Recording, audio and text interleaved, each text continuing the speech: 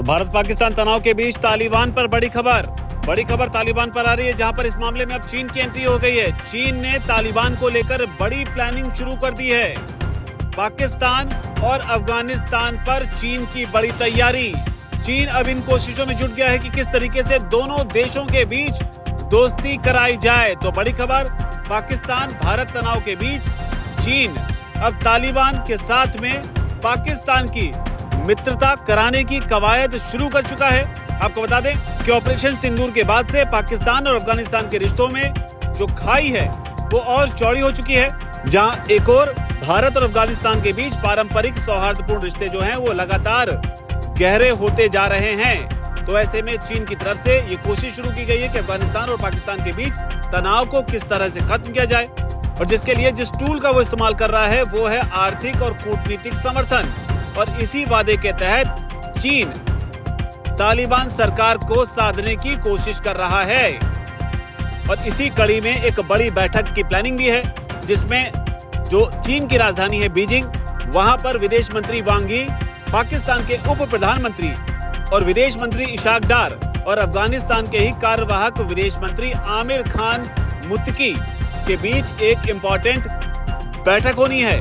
बैठक का जो मेन मकसद है वो ये है कि किस तरीके से पाकिस्तान अफगानिस्तान के बीच भरोसे को बढ़ाया जाए।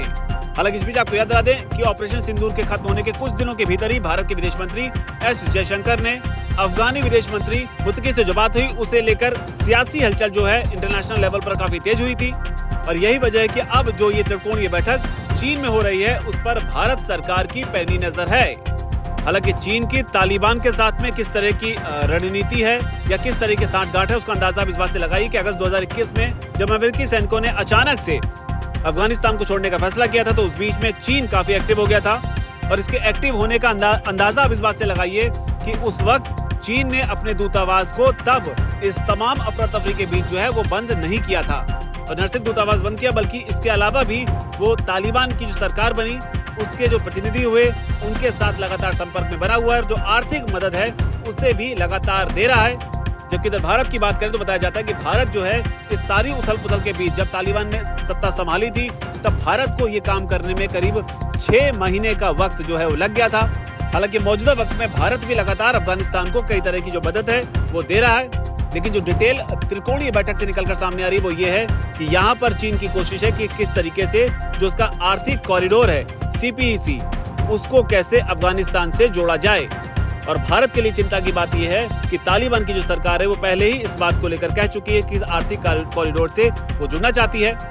और जो बड़ी बात है वो ये है कि अगर अफगानिस्तान इस कॉरिडोर से जुड़ जाता है तो चीन अपने प्रोडक्ट्स को CPEC के जरिए पाकिस्तान और अफगानिस्तान से होते हुए मध्य एशिया के जो देश हैं, इसके अलावा जो उसके आगे यूरोप है, वहां तक वो आसानी से भेज पाएगा। हालांकि चीन तालिबान में इसलिए भी या कहें अफगानिस्तान में इसलिए भी दिलचस्पी ले रहा है क्योंकि जो जानकारी है उसके मुताबिक अफगानिस्तान के पास जो है कई बहुमूल्य धातुओं का भंडार भी है, जैसे कि लिथियम, कॉपर और आयरन। इसके बड़े भंडार हैं और जिन पर चीन की नजर है। और ये ऐसे भंडार हैं जिन्हें अभी बहुत ज्यादा इनको एक्सट्रैक्ट जो है वो नहीं किया गया है, और चीनी कंपनियां जो हैं उनकी इस पर नजर है।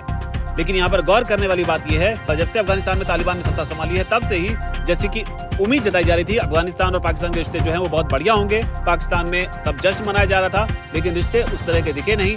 सीमा पर दोनों के बीच सैन्य तनाव जो है वो जमकर देखने को मिला है। हालात यहाँ तक हो गए कि दोनों के बीच कई बार गोलीबारी भी हुई।